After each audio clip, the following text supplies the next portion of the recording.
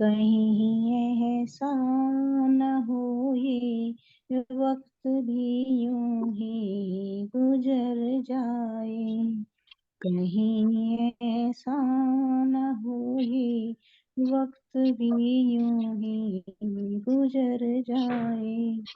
धनी के सामने होना, धनी के सामने होना कहीं मुश्किल न हो जाए, कहीं ऐसा न हो ये वक्त भी यूं ही गुजर जाए। अरस रूही यहाँ आई, धनी का सूत का तन को, अरस रूही यहाँ आई, धनी का सूत का तन को, नजर जाहिरी में उलझी, नजर जाहिरी में उलझी है, छोड़ सुख वरस बातन को, लगन पिया मिलन वाली भरम में ना बदल जाए, लगन पिया मिलन वाली भरम में ना बदल जाए। धनी के सामने होना, धनी के सामने होना कहीं मुश्किल न हो जाए, कहीं ऐसा न हो ये वक्त भी यूं ही गुजर जाए। जो बिन काते उठेगी वो झुकी नजरों से बैठेगी, जो बिन काते उठेगी वो झुकी नजरों से बैठेगी, सभी रूहों में शर्मिंदा, सभी रूहों में शर्मिंदा दोबारा दिन ये चाहेगी, मगर ऐसा नहीं होगा कि वो दिन फिर से मिल जाए, मगर ऐसा नहीं होगा कि वो दिन फिर से मिल जाए। धनी के सामने होना, धनी के सामने होना कहीं मुश्किल न हो जाए, कहीं ऐसा न हो ये वक्त भी यूं ही गुजर जाए। किसी का कात ना बेहतर संभाली हाथ में पूनी, किसी का कात ना बेहतर संभाली हाथ में पूनी, कोई जागा करे रातों, कोई जागा करे रातों, धनी से प्रीत दिन दूनी, पिया बिन कुछ नहीं अपना यकीन ऐसा अटल हाय, पिया बिन कुछ नहीं अपना यकीन ऐसा अटल हाय। धनी के सामने होना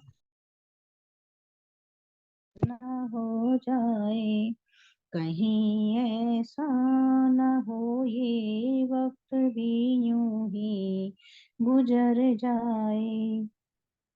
वो जिसने देख दिल अपने सुहाग का सूत काता है, वो जेके जिसने दिल अपने सुहाग का सूत काता है, नजर लाहौत में उसकी, नजर लाहौत में उसकी वही सुरता को बांधा है। वो मन भाएगी दुल्हा की, जो रहनी में बदल जाए। वो मन भाएगी पिया की, जो रहनी में बदल जाए। तनी के सामने होना, पिया के सामने होना, कहीं मुश्किल न हो जाए। कहीं ऐसा न हो ये वक्त भी यूं ही गुजर जाए। पिया के सामने होना, कहीं मुश्किल न हो जाए। बोलो श्री प्राणनाथ प्यारे की जय, धाम की धनी की जय, मेरे सतगुरु महाराज की जय, समस्त सुंदर साथ की जय। प्रणाम जी। प्रणाम जी। सभी सुंदर साथ को कोटि कोटि प्रेम प्रणाम जी। कविता सखी जी ने बहुत अच्छा भजन के माध्यम से बहुत अच्छा संदेश दिया है ना, कि बहुत कीमती समय बिना रहने के सब कुछ व्यर्थ है। तो जितना भी ज्ञान महाराज जी दे रहे हैं व्यवहार में आ जाना चाहिए, और वाणी ही व्यवहार के देवते हैं। अब चलते सुंदर साथ जी में महाराज जी हमें क्या संदेश दे रही हैं। कल हमारी 130 चौपाई हो गई थी, आज करते हैं हम 131, है ना। तो पिछली चौपाई से हम पहले लगाते हैं महाराज जी क्या कह रहे थे, कि जो मेरा जीव यानी मेरी आत्मा जो परम धाम को देख रही है, उसकी शोभा का अल्पांश ही मेरा जीव ग्रहण कर पा रहा है, और जीव के हृदय में आए हुए ज्ञान को भी पश्यंती, मध्यमा और बैखरी वाणी से गुजरना पड़ता है। यानी पश्यंती यानी जिसको आत्म जीव देखता है, मध्य में जो उसका अनुभव होता है, और बैखरी वो होती है जो फिर मुख से वर्णन किया जाता है।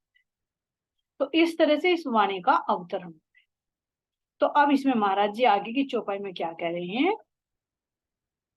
कहे रू सुख पावत, और सुख विचारे अतंत, पर दुख पाऊं इन विध का, कछु पहुँच ना सके सिपत, कछु पहुँच ना सके सिपत। परम धाम के अनंत सुखों का विचार करने पर और उसे शब्दों में कहने पर मेरी आत्मा के हृदय में बहुत सुख होता है। ये देखिए, ये कह रहे हैं, इंद्रावती सखी कह रही है कि मेरी आत्मा जो परम धाम के दृश्य को देख रही है, मैं अपने प्रियतम के साथ की गई रामतों को देख रही है, उस रामत को देखकर जब मैं उसका वर्णन करती हूँ तो मुझे बहुत सुख मिलता है। उसका थोड़ा सा प्रैक्टिकल में देख सकते हैं सुंदर साथ जी। जैसे हमने कोई चीज देखी, या कोई अच्छी चीज खाई, या हमने कोई अच्छी चीज पहनी, तो जब तक हम उसे दूसरों को ना बताए हमें तृप्ति नहीं होती। अच्छे वस्त्र पहन लिए, श्रृंगार कर लिया, घर में ही बैठे रहे, जब तक कोई ना देखे तो वह अधूरा अधूरा रहता है। इसी तरह से जब तक हमें कोई चीज अंदर में खुशी, हम उसको शेयर ना करें तो तब तक हमें तृप्ति नहीं होती। तो यही भाव इंद्रावती जी प्रकट कर रही है कि मेरी आत्मा परम धाम के उन नूरी नजारों को देख रही है, और उसे देखकर मैं भले ही अल्पांश में भी वर्णन कर रही हूँ, बहुत छोटे मैं वर्णन कर पा रही हूँ, जो देख पा रही हूँ उसको बहुत ही कम मात्रा में प्रकट कर पा रही हूँ, लेकिन फिर भी उसे प्रकट करने में भी मुझे क्या मिलता है सुंदर साथ जी, सुख मिल रहा है।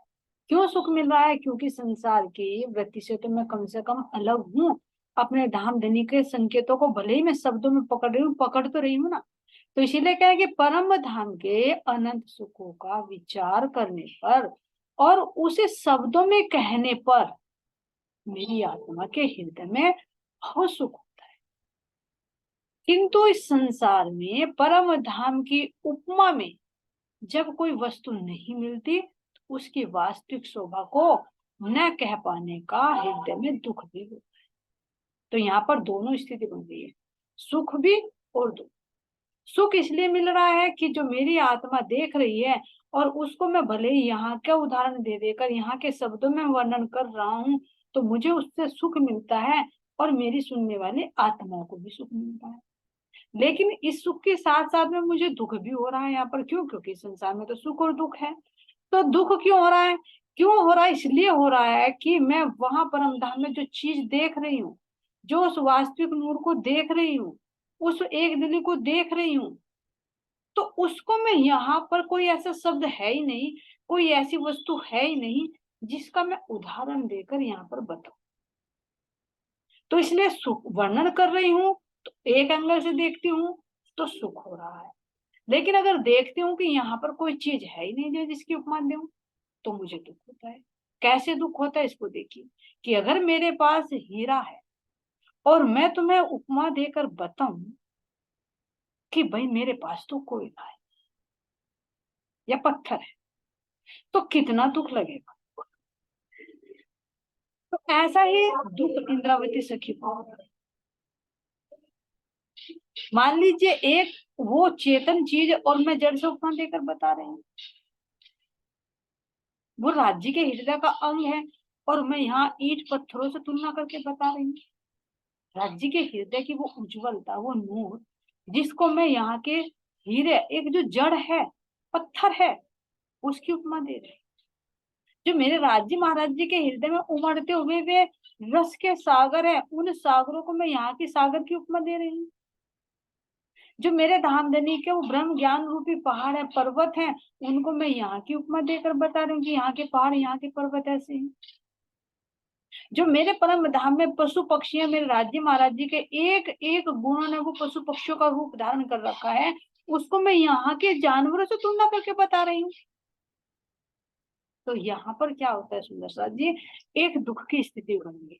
तो इंद्रावती सखी इन दोनों भावों को व्यक्त कर रही है कि मैं देखूं कि उसको शब्द में बयान नहीं कर सकती तो कुछ कहना बेटर समझ रही हूँ, लेकिन जब मैं यहाँ का मसाला लेकर वर्णन कर रही हूँ तो मुझे दुख भी हो रहा है कि कहाँ वो चेतन और सत्य चीज और कहाँ मैं यहाँ झूठी वस्तुओं से उनकी उपमा दे रही हूँ। कैसे दुख होगा इसको प्रैक्टिकल में देखिए, कि अगर मेरा बच्चा बहुत सुंदर, चाहे सुंदर भी ना हो, मुझे तो बड़ा प्यारा लगेगा, लेकिन 1% मानी फिर भी अगर सुंदर है और मैं उसको किसी जानवर से या किसी से कोई उपमा देकर बताऊं तो कितना दुख हो, कि नहीं तो बताऊं उसको कैसे बताऊं। या कोई दूसरा मेरे बच्चे को कहे कि भाई वो तो ऐसा है, तो कितना दुख होगा। तो यही स्थिति इंद्रावती सखी की हो रही है, कि मैं कहाँ उस चीज को देख रही हूँ और कहाँ मैं उसका यहाँ मिटने वाले में वर्णन कर।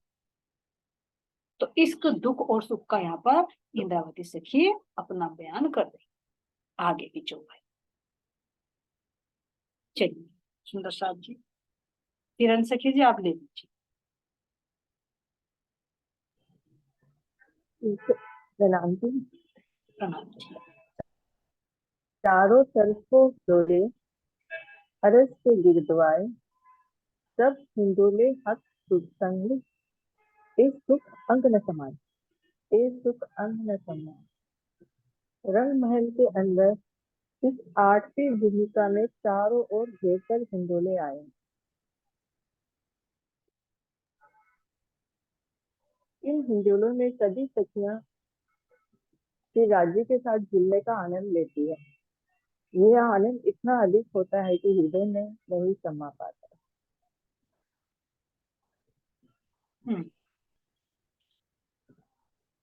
चारों तरफों हिंडोले। रंग भवन के अंदर इस आठवीं भूमिका में चारों ओर झूले लगे हुए।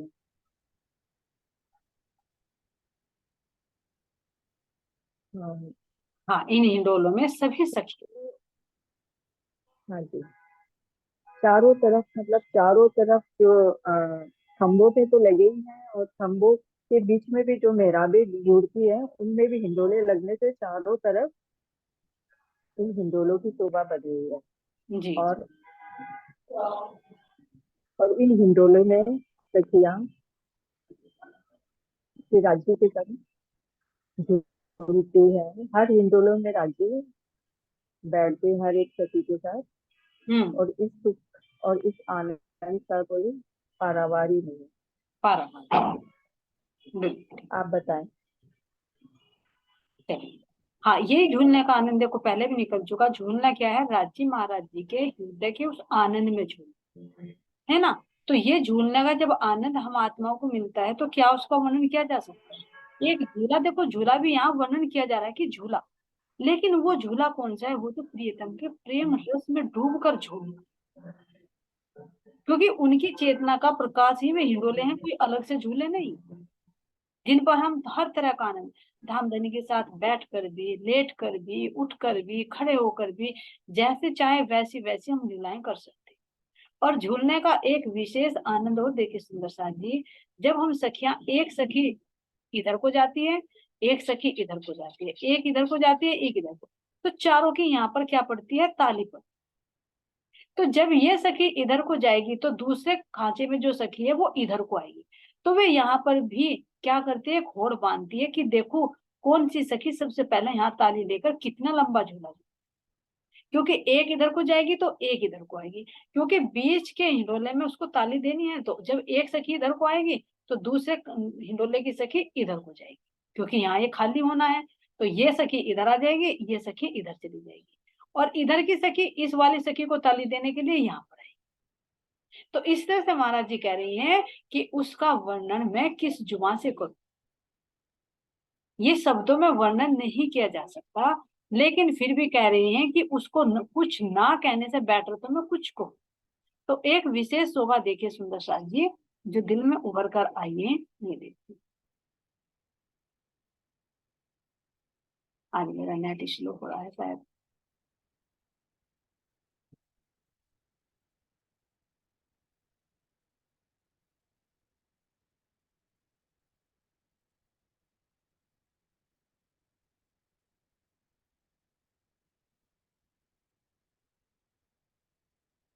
नहीं आज दिखा नहीं पा रहा सुंदर साथ जी, आ गया आप, शायद कौन सा आया है ये देखते हैं।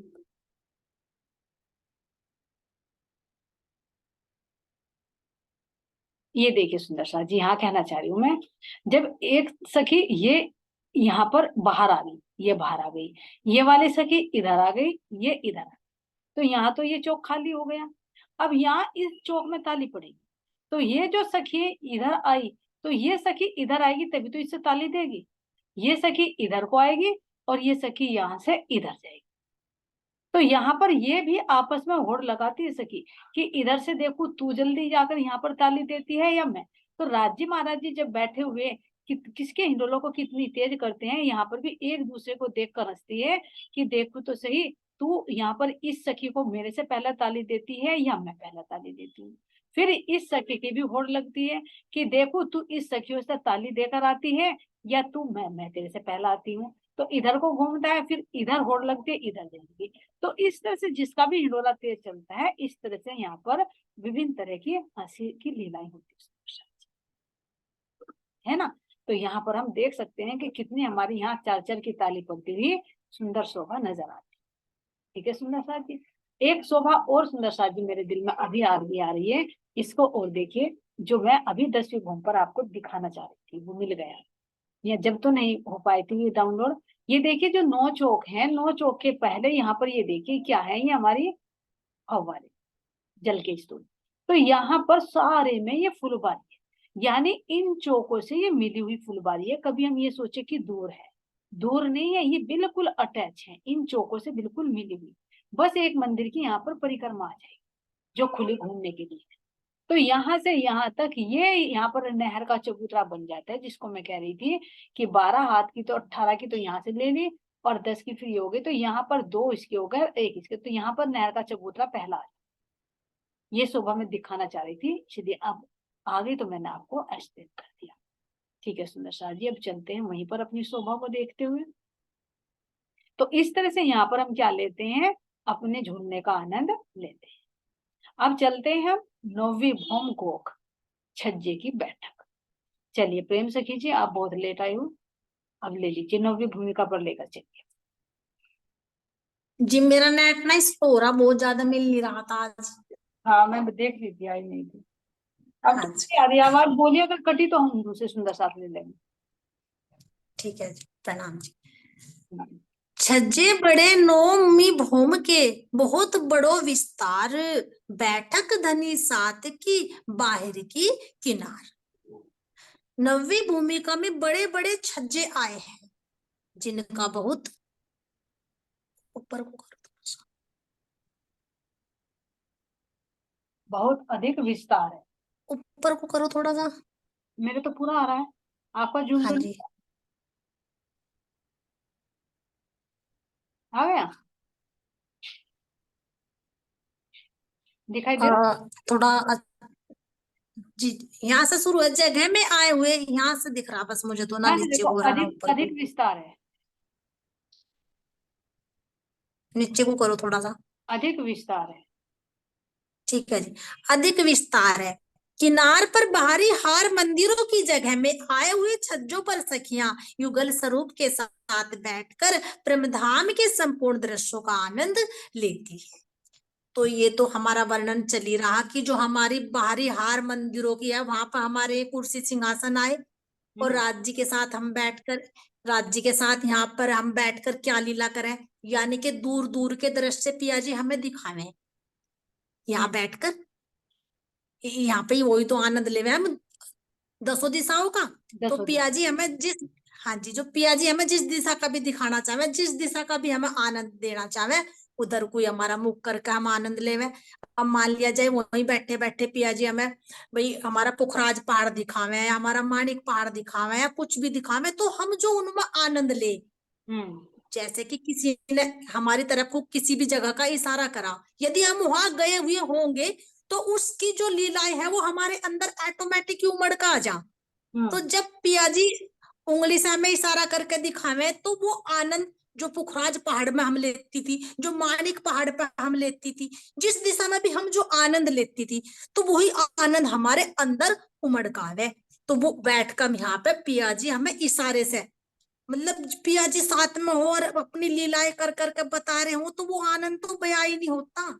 तो इस नवी भूमिका में तो मतलब ये देख लो कि पूरा ही आनंद हम रुए अपने धाम धनी के साथ में बैठ कर लेवे, वो वर्णन नहीं हो सकता। इसीलिए इसका नाम दूरदर्शिका होगा, यानी दूर दूर के दृश्य देखकर हम अपने ही घर में बैठे, जैसे छत पर बैठते हैं ना, छत पर चढ़ जाए तो अड़ोसी पड़ोसी के सबके घरों को देख लेते हैं, तो इसी तरह से हाँ जी, हम अपनी सारी शोभा को अपने घर में बैठे बैठे उसका आनंद हम ले सकते लेते हैं। हाँ जी, प्रणाम जी। हैं। प्रणाम जी, प्रणाम। चलिए बोली सके जी, आप ले लीजिए।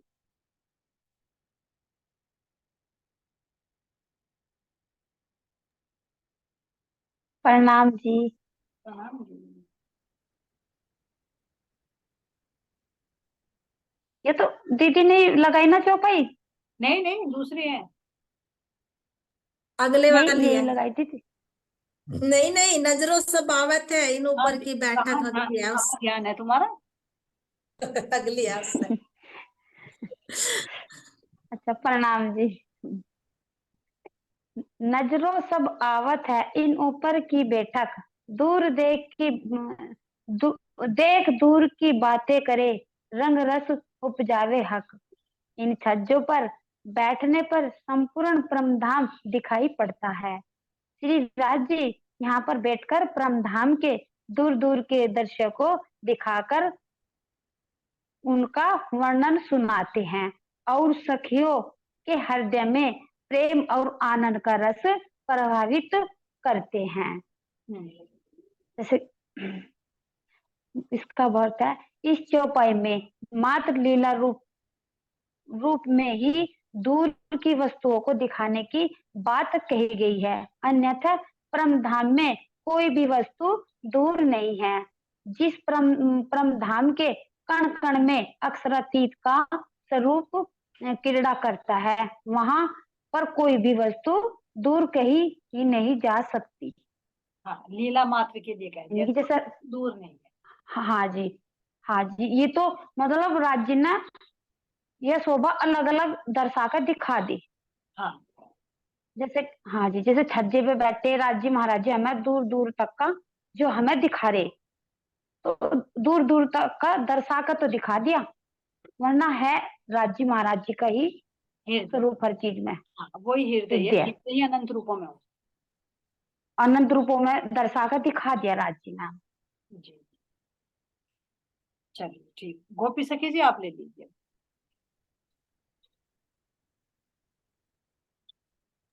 प्रणाम। जब बैठे जिन तरफ तब तिथि की जुगत, बातें करे बनाए के नूर अपने, अपनायत। नौमी भौम भूमिका में धाम धनी जिस तरफ के छज्जों पर भी बैठते हैं, उस तरफ की संपूर्ण शोभा के संबंध में तरह तरह की बातें अपनी नूरी अंग रूपा अंगनाओं से अति प्यार पूर्वक अपने पन से कहते हैं। इसका ताब बता दो। तो उत्तर दिशा में बैठेंगे तो किसके बारे में बात करें? प्रणाम जी, प्रणाम जी। थोड़ा सा मैं बताऊं। तो इसका भाव आप नाम जो राज्य महाराज्य में नौवीं भूमिका में बैठावे हैं, जब बताया है, जी जी बोलिए। नवी भूमिका में धाम धनी जिस तरफ के छज्जों पर हमें बैठाते हैं, उस तरफ की क्या है संपूर्ण शोभा के संबंध में तरह तरह की बातें अपनी नूर अंगनाओं से अति क्या मतलब बता रहे परमात्मा बता रहे हैं। प्रेम से बोलिए। हम सामने बैठे हम, जैसे सामने बैठ के हमारे इधर चांदनी चौक है, जिसे कह दिया हमें वहां से झरोके भी कह दिए बड़े, जैसे 25 का झरोका, 30 का झरोका, 25 झरोके में बैठे तो हमें सामने क्या बताया, चांदनी चौक, अमृत वन, और हमारी जो है में फुकराजी रोज, फिर वन रोज इन्हें दिखा के, जमुना जी दिखा के, अक्षरबम को दिखा के, अब तो अक्षरबम भी दिखाई देगा हमें वहां। हाँ तो हमें सारी मतलब वनों की मोहलात, मणियों के महल, वनों की मोहलात, छोटी रांग बड़ी रांग सारी दिखानी। इधर फिर हमें बटपीपल की चौकी, खोज कोसर, माणिक पर वो 24 आस का महल इधर दिखावेंगे। पीछे में फूल बाग, नूर बाग देखो, तो हमें अपनी प्यारी प्यारी उंगली से राज्य महाराज अपनी ब्रह्म आत्माओं को दूर दृश्य का बतावे। अखे ब्रह्मात्मा देखो, ये लीला वहां हुई, इस लीला का आनंद वहां है, इसका वहां है। तो हम सारी अंगनाएं, कुछ तो हमारे अंदर प्रेम है, तो जैसे हमें भी बतावे, तो वो प्रेम हमारा जैसा बता भाई प्रेमिका बाई ने इन्होंने, तो हमारा उमड़ उमड़ का है। क्यों देखो यहाँ भी जैसे हमारा पति जा रहा साथ में, हमें कोई चीज बता रहा है, जब झूठे पति कैसे, तो वो तो साक्षात पूर्ण परमात्मा है। तो हमें कितना आनंद आता होगा सब परमात्मा को। तो इन झरोकों में बैठ कर हम उस आनंद को लेवे। प्रणाम जी। हर तरह का आनंद ना अपने महल में ले सकते हैं बैठ। हाँ, सब जगह 6,000 कुर्सी पड़ी, सिंहासन पड़ी, कहने वहां तो लाखों के गिनना है, और कुछ वहां से हमारे गुरुज हैं, तो वहां तो ढेर आनंद आवे। बिल्कुल सही। चलिए प्रणाम जी। प्रणाम जी। आगे की चौपाई चलीजिए। मनीषा गर्ग सुंदर साथ जी, आप ले लीजिए चौपाई। मनीषा जी।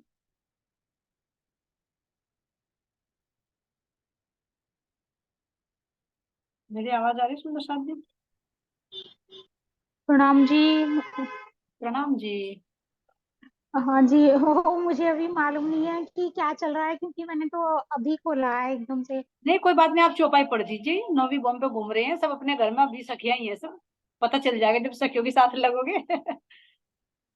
अच्छा। जब बैठे तरफ नूर जब बैठे तरफ नूर की, तब तितही का विस्तार, जित सिफत जित चीज की, तित सुख नहीं सुमार। इसकी हिंदी ले। हिंदी भी अच्छा जी। जब श्री राजश्यामा जी अक्षरधाम की ओर छज्जे पर बैठती हैं, तो वहीं की शोभा का विस्तृत वर्णन करके बताती हैं। स्वयं अक्षातिथि जिसकी शोभा का वर्णन करती हैं, उसकी उसमें निहित सुखों की कोई सीमा ही नहीं होती। हाँ, कुछ इसका भाव बताओगे? राम जी। प्रणाम जी। चलो ठीक है, धन्यवाद, आपने इतना भी पढ़ा। तो अब ये देखिए सुंदर साथ जी कह रहे हैं कि जब श्री राजश्यामा जी अक्षरधाम की और छज्जे पर बैठते हैं, तो कौन से छज्जे पर बैठते हैं? जो हमारा रंग महल का पूर्व दिशा का छज्जा है, वहां पर आते हैं, है ना? क्योंकि जो 10 मंदिर का पहल है हमारा, वहां पर भी तो बैठते हैं। तो वहां पर बैठकर किसकी शोभा का वर्णन करते हैं सुंदर साथ जी? हमारे रंग महल। अब ये देखना है जो हमारा अक्षरधाम है। तो यहाँ अक्षरधाम की अगर शोभा को देखे सुंदर साथ जी, यहाँ थोड़ा सा नक्शा खोल देते हैं ताकि समझ में आ जाए, शायद ना मिल पाए, मिल नहीं पाएगा, है ना? कोई बात है, थोड़ा सा ले लेते हैं इसमें से। तो यहाँ पर जब हम बैठते हैं सुंदर साथ जी, ये दूसरी फाइल खुली हुई है, इसी को ले लेते हैं, चलो समझ लीजिए, तो बता दिया है ना। तो यहाँ देखिए, अब जो राज्य महाराज जी कह रहे हैं कि जब पूर्व तरफ का हमारा जो छज्जा है वहां पर हमारे एक सिंहासन राज्य श्यामा जी के लिए और 6000 कुर्सी हम सखियों के लिए। तो अब जब यहाँ से बैठ रहे हैं तो क्या हमें अक्षरधाम की 9वीं भौम नहीं नजर आएगी? तो अब तक तो पिया जी ने हमारी दृष्टि वहां पर नहीं डाली। क्यों? क्योंकि उनके दिल में जो बात आती थी वो उधर को इशारा करते थे, तो हम उसी चीज को देखते थे। क्यों? क्योंकि हम उनके दिल के बंधे हुए थे, जो चीज वो दिखाना चाहते थे वो देखते थे। तो आज के दिन विशेष रूप से हमें जो रंग महल दिखा रहे, रंग महल के अपने धाम में बैठाकर, कहाँ पर? मूल मिला में बैठाकर आज हमें अक्षरधाम को भी दिखा रहे हैं, क्योंकि अक्षरधाम को हम वहां की नजर से नहीं देख सकते, इसलिए अब तक उस पर दृष्टि नहीं जाती। आज का विशेष दिन है जो राज्य महाराज जी पहले हमें उसकी लीला को दिखा रहे। अब ये एहसास करिए हम अपने धाम में ही हैं, आज का विशेष दिन है, यही पल है। 3:30 बजे हैं अभी, हमें 3 बजे पिया जी उठे हैं, 4:30 बजे का टाइम है, जो हमने अपने खाने पीने में समय, श्रृंगार में समय बीत गया। 4:30 बजे का टाइम है, तो कह रहे हैं पिया जी कि मैं तुम्हें आज ये जो रंग महल के सामने ही अक्षरधाम है ना, उसकी सैर कराता हूँ, लेकिन तुम उसमें डायरेक्ट नहीं जा सकती। कैसे जाओगी? मेरे दिल के अंदर उतरो, तब मैं वो तुम्हें दिखाऊं। तो अब दिल के अंदर बैठाकर धामधनी हमें दिखा रहे हैं, और आज के दिन के बाद जो हमारी लीला चलेंगी, तो जब भी हम 9वीं भूमिका पर जाएंगे और अपने 10 मंदिर के हाथ में बैठेंगे, तो इस अक्षरधाम के बारे में हम जरूर बात करेंगे। क्यों? क्योंकि ये शोभा अब तक पिया जी ने छिपा रखी थी। आज का विशेष दिन है कि इस शोभा को धामधनी प्रकट करके हमें दिखा रहे हैं, इसलिए अक्षरधाम की शोभा की तरफ का भी वर्णन आया है। अब आगे की चौपाई ले लीजिए, कौन से सुंदर शब्द देंगे? कोमल सखी जी आप ले लीजिए।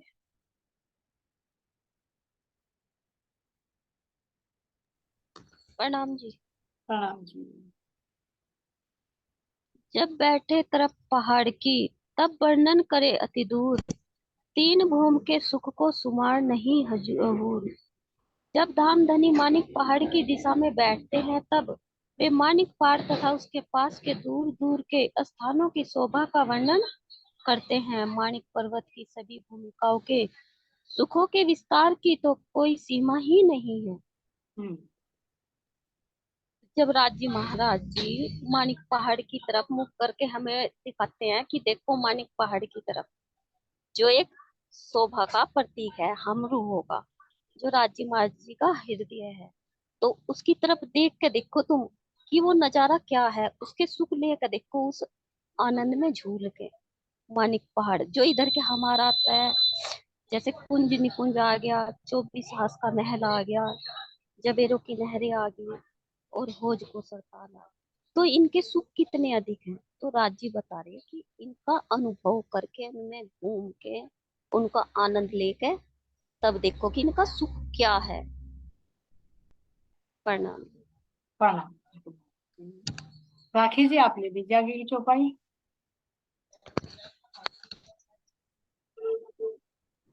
हाँ जी, राखी जी तो शादी में गई आज। अच्छा, साथी में गई है, ठीक है।